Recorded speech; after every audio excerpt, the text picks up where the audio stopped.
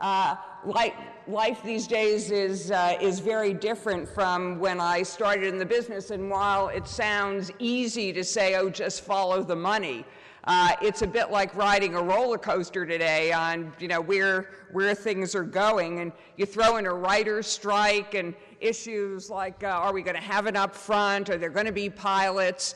And you really have a very different reality, because when I started in the business, life was easy. We didn't know this, but all you needed when I started out for any brand, really, and most brands were targeted to women 18 to 49. That was pretty consistent. So here are the major issues of the day.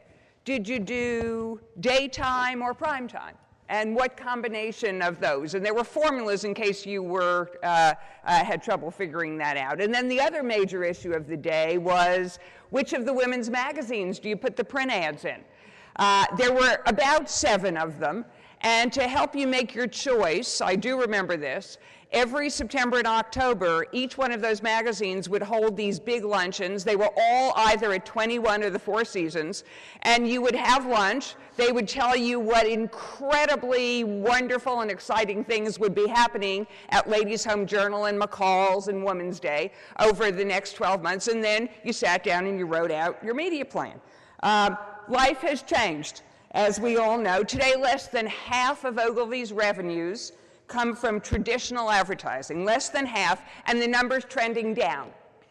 That will be more so in 2008. But don't cry for us, because it doesn't mean the dollars are going away. Actually, the dollars are increasing. It's just that they're going into a much broader array of channels. They're going into public relations and retail activation, promotions, digital media, direct marketing, and of course, branded entertainment. The new darling of marketers everywhere, I'm sure you will be very, very happy to hear. But if we're going to follow the money, and we're going to follow it to these new channels, I think we have to be clear about why this shift has happened. There's no question that today we have a totally new consumer, a consumer who not only is comfortable with the evolving media, but the consumer who seized control, and you've heard this before. Consumers sit at the center now of this multi-layered web of media, and they decide what they consume. They decide where they consume it, and they decide when. I love, my favorite quote of the last few months is some man stood up on a podium like this in New York, and he said, I have yet to watch my favorite television show on a television at a time dictated by the network. That's the new reality.